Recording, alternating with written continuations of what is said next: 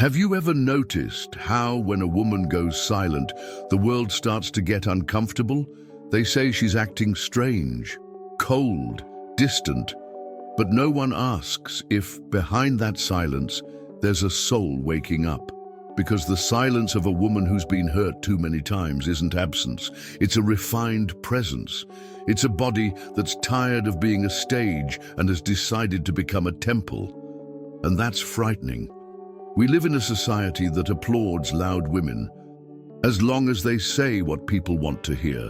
What no one tells you is that when she stops chasing, she starts hearing, not the world, but her own soul. And the soul doesn't speak in shouts, it whispers, in discomforts, in repeating cycles, in the kinds of physical pain medicine can't fix. Carl Jung once said, "What is not brought to consciousness comes back as fate." And maybe that's your case. Maybe what you're calling anxiety is just your soul screaming for space. In this video, you won't hear ready-made phrases. You'll hear truths that maybe no one's had the courage to tell you. We're going to walk together through the silence of the female body, not as absence, but as a symbol of a spirituality that's raw, alive, and whole. Because what you're feeling isn't weakness, it's a calling. And if you've made it this far, it's because deep down you already know there's a force inside you that's trying to awaken. And it all begins when you stop to listen. The call within the silence. Some women don't awaken with noise. They awaken in silence.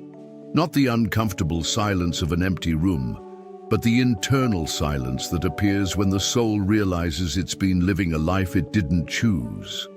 And that's where it all begins. No alarms, no announcements. Sometimes it happens right in the middle of a small talk conversation, or in a quiet moment when the body is still, but the heart is screaming in a language only she understands. The ego tries to intervene, saying it's just drama, that everything is fine. But the ego lies. And when this woman starts listening to that subtle voice, the one that whispers instead of shouts, she draws closer, without even knowing it, to what Carl Jung called a symbolic break from the persona she's worn for years. That rupture doesn't begin with a grand gesture.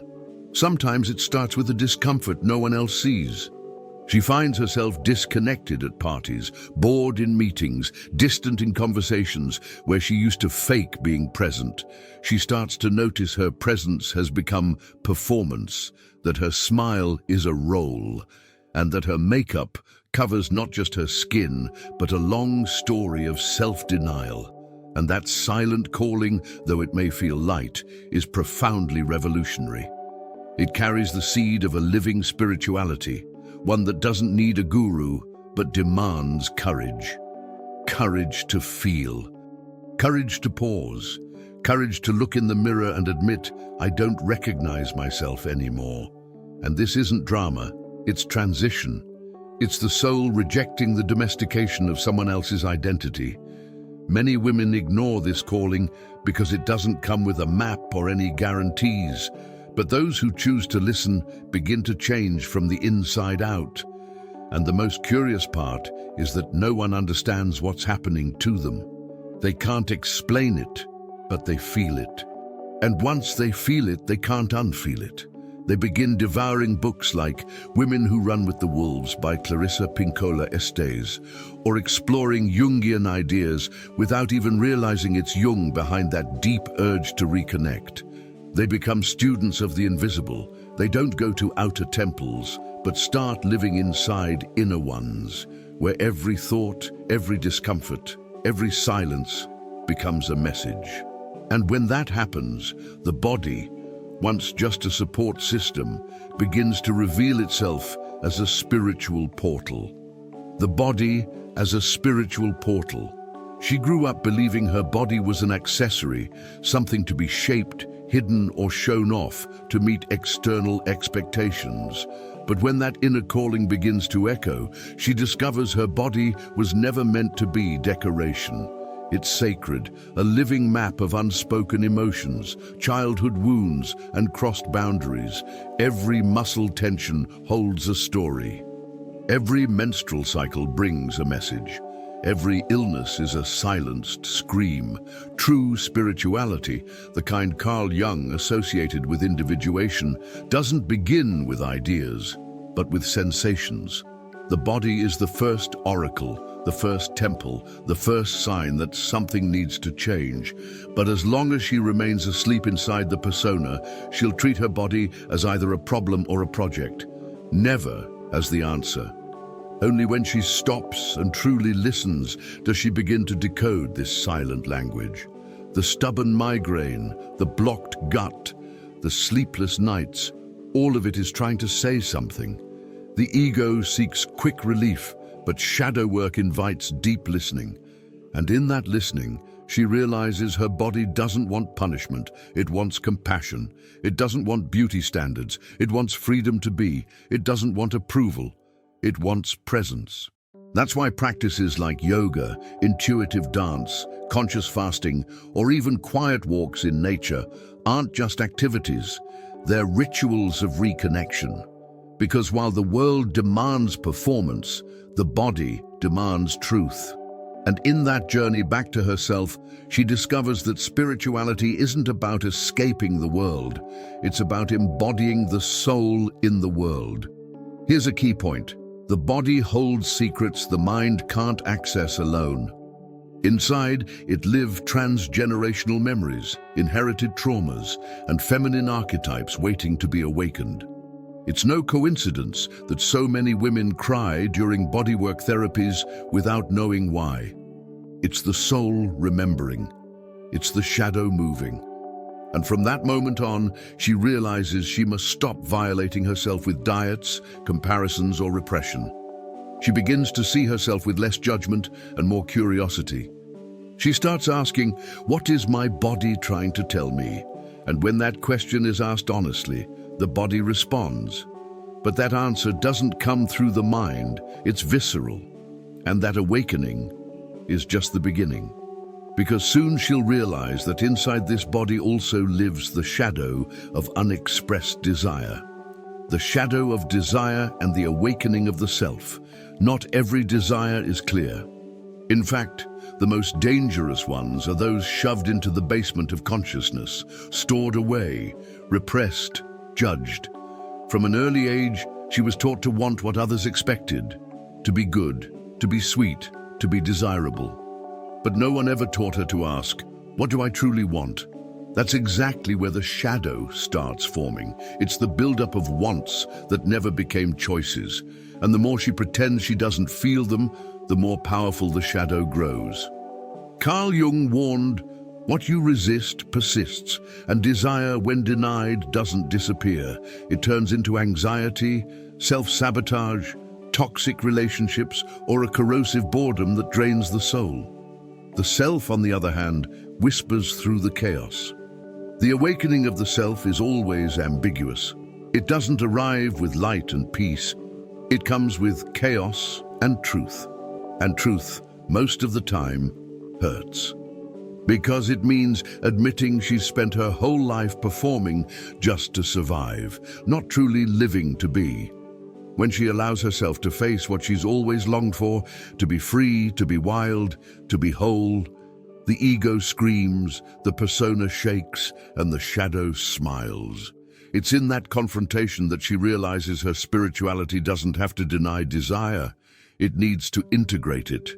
And that's where practices like free writing, conscious tantra, or even spontaneous theater can open deep psychic doors. Because when desire is heard with maturity, it doesn't destroy, it guides. It reveals what's been denied. And only when desire steps out of the shadow can the self truly be born. But the birth of the self is almost always preceded by grief. A grief for everything she pretended to want. For every yes she said when she wanted to scream no. It's as if, by looking into the eyes of her own desire, she sees herself for the first time, not as others defined her, but as she truly is. And that's terrifying, because it demands different choices. It means giving up easy approval. It requires a hunger for truth and a thirst for wholeness. And that thirst isn't quenched with quick-fix promises. It's only satisfied when she realizes that the emptiness she feels isn't a flaw. It's space, a sacred space where the soul is asking to enter. And that space must be protected, because it's there that a silent abstinence begins, not from food or pleasure, but from everything that no longer aligns with her truth. Abstinence as archetypal initiation. When a woman starts saying no to what she's always said yes to, the world gets confused. But what few understand is that behind her abstinence, there's an invisible rite of passage. She's not pulling away out of pride, but out of reverence. She's learning to recognize what no longer nourishes her, be it empty conversations, half-hearted affection, or habits that kept her numb. In this sense, abstinence isn't deprivation, it's alchemy. Carl Jung might say she's stepping out of the collective unconscious to begin the path of individuation.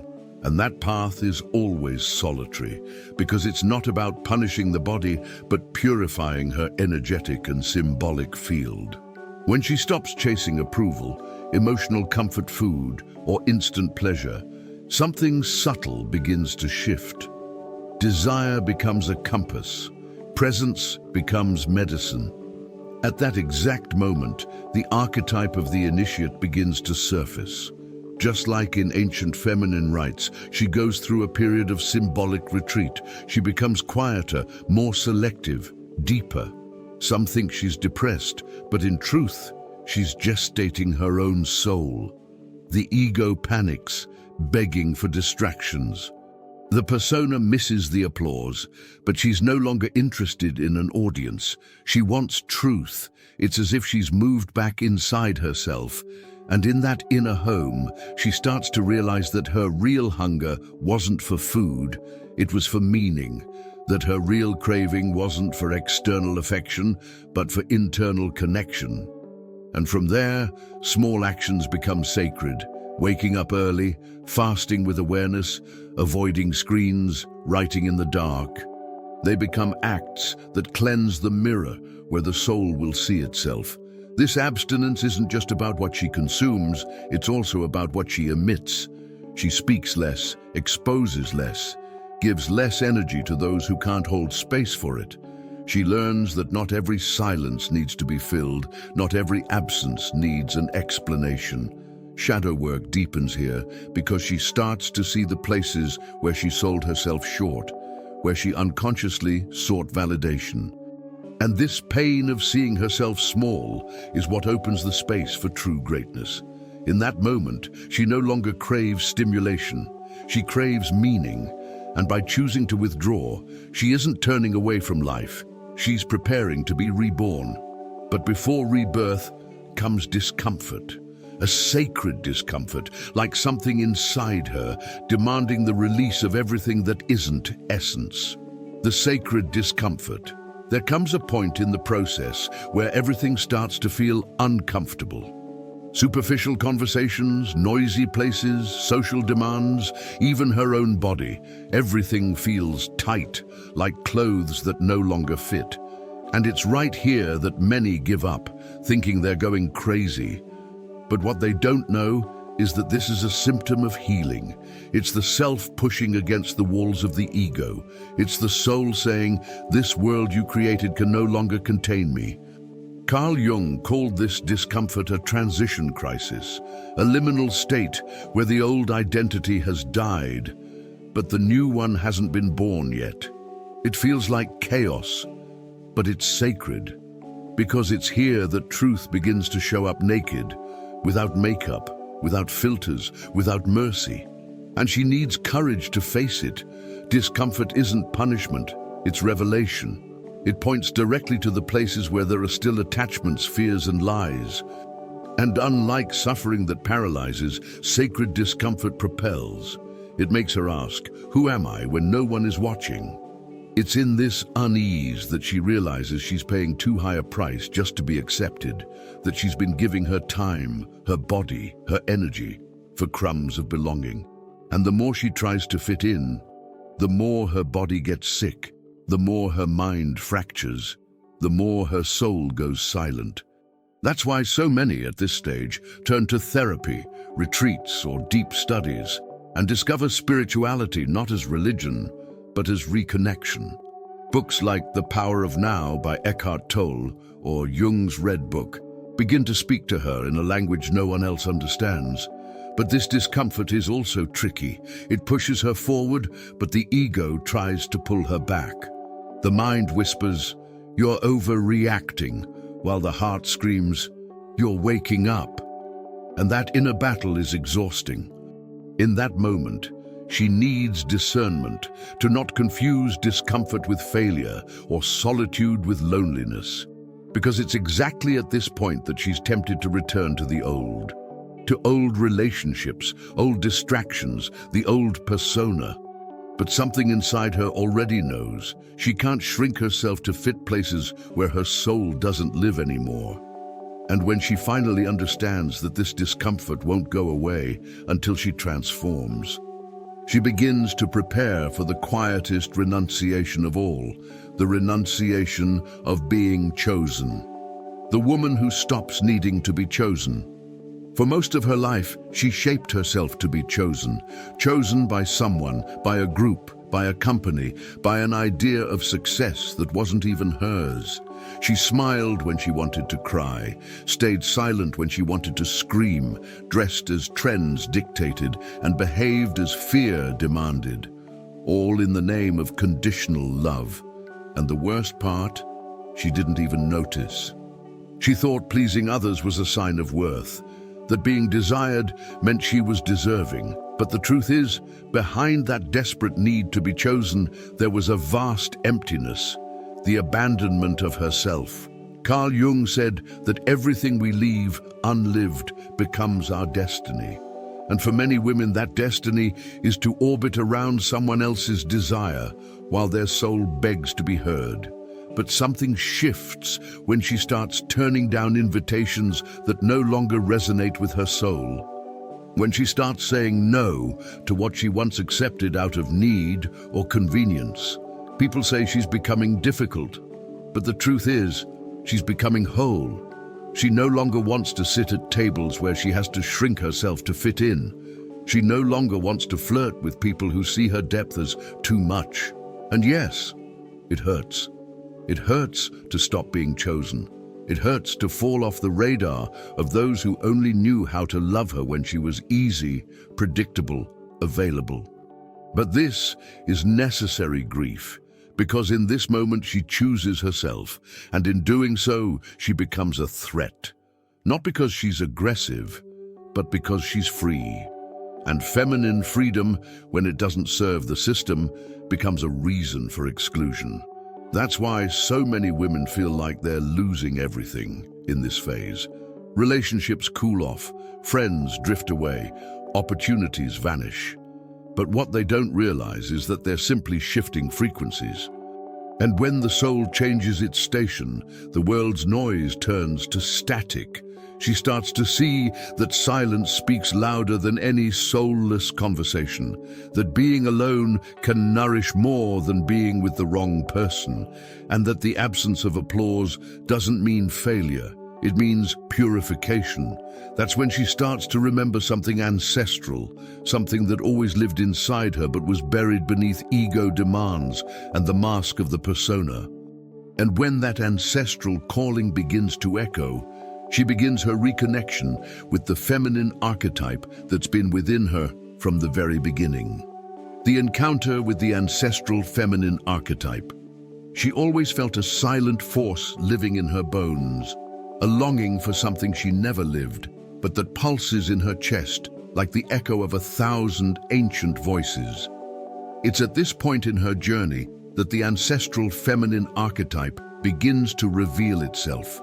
It doesn't come with a name, it comes with a feeling. It doesn't shout, it sings.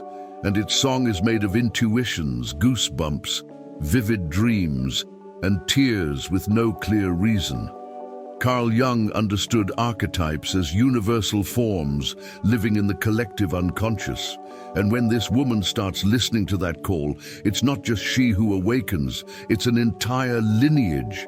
It's the grandmother who was never allowed to speak, the great-grandmother who was silenced, the wild woman who was exiled. All of them awaken within her, asking for passage. This encounter doesn't happen through books, it happens through the body. Her intuition sharpens, her menstrual cycles begin to carry messages, her dreams become symbolic portals. She starts to remember she was born with wisdom, but was trained to forget it. And then she feels the urge to do things she's never done, to plant, to cook with intention, to dance alone in the dark, to write letters that will never be sent. Small gestures that awaken great memories. She finds herself drawn to mythological stories, like the myth of Persephone, or figures like Lilith, women who represent the untamed side of the feminine psyche. And the most curious thing is, it's not studied, it's felt, as if the unconscious began writing the script and said, "Now it's your turn to continue the story." But this reconnection is also dangerous, not for her, but for the system. Because the woman who knows her roots knows her power. And power here isn't about dominance, it's about presence. It's about walking into a room and not losing her own frequency, about loving without losing herself, about seeing the other without forgetting who she is. And this kind of woman can't be manipulated, because she's already faced her shadow, met her ego, and dropped the persona. Now she's ready to integrate. But integration comes with a price, the symbolic death of everything that kept her tamed. Of all the versions of herself she created just to be accepted. And that's why, even without wanting to, she finds herself standing before an inevitable ritual, the symbolic death of the persona that imprisoned her for years. The symbolic death of the persona. The persona is the mask she learned to wear to survive, not out of vanity, but instinct. It was the armor that protected her from rejection, abandonment, judgment. And for a long time, she believed she was that mask. The strong woman, the nice one, the sexy one, the productive one, personas that worked until they started to suffocate her. The symbolic death of the persona isn't dramatic, it's quiet. It happens in the middle of a compliment that no longer resonates, in a conversation where she no longer recognizes herself. On an ordinary day, looking in the mirror and thinking, who is this woman? Carl Jung reminded us that true awakening doesn't come from adding things to our life, but from removing them. Removing false selves, inherited expectations, narratives that imprison. And that removal hurts. It hurts because she thought all of that was her. But as the mask begins to slip, the ego goes into panic. It tries to salvage the old persona with promises of safety. Just fake it a little longer. Go back to being the one everyone liked. Don't make it complicated.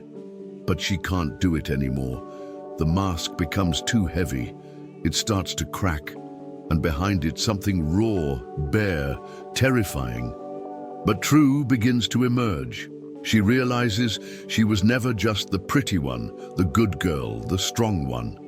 She's also the anger she swallowed, the exhaustion she ignored, the sadness she covered with a smile. And when she allows herself to die symbolically, to fall apart in front of herself, something truly alive is born. It's in that collapse that the self finds space. And in that birth, there's no control, there's surrender, there's no script, only presence. This symbolic death doesn't need an audience. Sometimes it happens in the quiet of the night, during therapy, or in a long shower. She breaks down, she falls apart, and realizes that everything she lost was never really hers. She lost what was false to make room for what's real. There is no enlightenment without collapse, no spirituality without the crossing, and when she accepts this death, she begins to live from a place that's more whole, more honest, more connected. Her voice regains its power, her gaze regains its steadiness, but her body, this body that wore so many disguises, now wants to become an altar. And that's when she understands. Her journey is no longer about surviving. It's about ritualizing. Because when the body becomes a temple, the soul awakens, and in that awakening she stands watch. Body in ritual, soul in sacred silence. The body in ritual, the soul in vigil. After the symbolic death, she doesn't return to the world the same. Something has shifted, something essential. The body, once driven by expectations, now moves with intention. Every gesture, every breath, every touch becomes a ritual. Not because she's doing something mystical or performative, but because at last she is present. She's learned that spirituality isn't measured by how many crystals you own, but by how much soul you pour into each action. And now when she makes tea, it's an offering to her peace. When she walks, she honors her feet. When she eats, she honors the earth.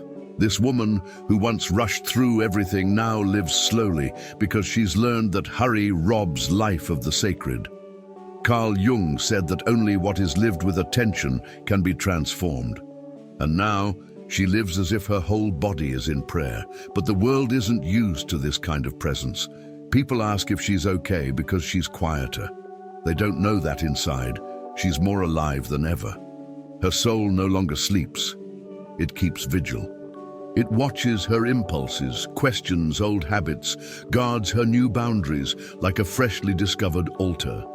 She's learned that saying no can be more sacred than 1,000 prayers said without awareness. That silence, when chosen, is the voice of the self. And this new state of being makes her more selective, not out of arrogance, but out of love. Love for what she's built, love for what she's lost, love for what has been reborn within her. Soul vigilance is tiring at times, yes, but it's the kind of tired that tells her she's no longer numb. And in this space of sacred vigilance, she begins to attract what once felt distant, not because she's actively manifesting, but because her frequency has changed. She is now fire at rest. She doesn't chase, she anchors, and those who enter her field feel something different. It's like being in the presence of someone who has died once, and therefore no longer fears living. Her body carries invisible rituals. Her gaze holds healing pauses, and her presence doesn't ask for attention. It demands truth, but this state of being doesn't come without a price. It demands inner discipline, emotional responsibility, and a rare kind of courage. The courage to return, but not as before. Now, she returns as fire. The woman who returns as fire. She left, but she didn't run away. She stepped back, but she didn't get lost. She disappeared for a while, yes, but only to find herself in places no one else could reach. And now she returns, not as before, not as the woman who pleased, who begged, who explained herself. She returns as fire, and fire doesn't ask permission, it transforms. After the death of the persona, the encounter with the archetypes, and the soul's silent vigil, she no longer fits into her old spaces. And the most beautiful part is, she doesn't force herself to. She knows her presence is unsettling to those still asleep. Carl Jung said the greatest responsibility of those who awaken is to not shrink in the face of their own light. And that's exactly what she does now. She shines, even when it makes others uncomfortable. She doesn't shout, but she sets things ablaze. Her fire is calm, but relentless. It's the fire of truth, of integrity, of a woman who no longer needs to convince, only to be whole. She doesn't compete for affection, she overflows with presence. She doesn't justify herself, she stands in her power. And this is the turning point. She starts to attract other souls in combustion, people who've also passed through their dark night, who've also died inside, who've also chosen to be reborn. She becomes a mirror for those who are ready, and a threat to those still living in performance. It's not about superiority, it's about vibration. And those who don't match her frequency simply can't stay. Her fire purifies or repels. And she's okay with that, because she's learned. Being light means being willing to burn. The fire she carries doesn't come from anger. It comes from clarity. It's the fire of the woman who faced her own shadow and didn't flinch, who felt her desire and didn't feel ashamed, who crossed the void and didn't numb herself, and now every step she takes is a declaration. I choose myself. And that is revolutionary. She doesn't want to save anyone. She doesn't want to be a muse, an example, or a martyr. She wants to live with soul, with truth, with pleasure. She wants to love without dimming herself, create without holding back, and burn if she must. Because now she knows the fire within her is sacred, and that fire is what will light the way for those who come next. Because every woman who burns in truth leaves a trail of light, a signal, a calling, a silent invitation for those still living in the dark. So tell me, how much longer will you keep silencing your soul while your body screams? How many versions of yourself are you still willing to bury just to fit into a world that doesn't really see you? The silence you feel isn't emptiness, it's sacred language. And maybe everything you thought was weakness is actually the very strength the world tried to make you forget. But what will you do with all of this now? Will you keep living on autopilot, swallowing your intuition, pretending everything's fine? Or will you finally dare to listen with courage to the whisper of your soul? Because awakening doesn't happen in one video, it's a crossing, and you don't have to go through it alone. Here, on this channel, every video is a new key, a new step on the path.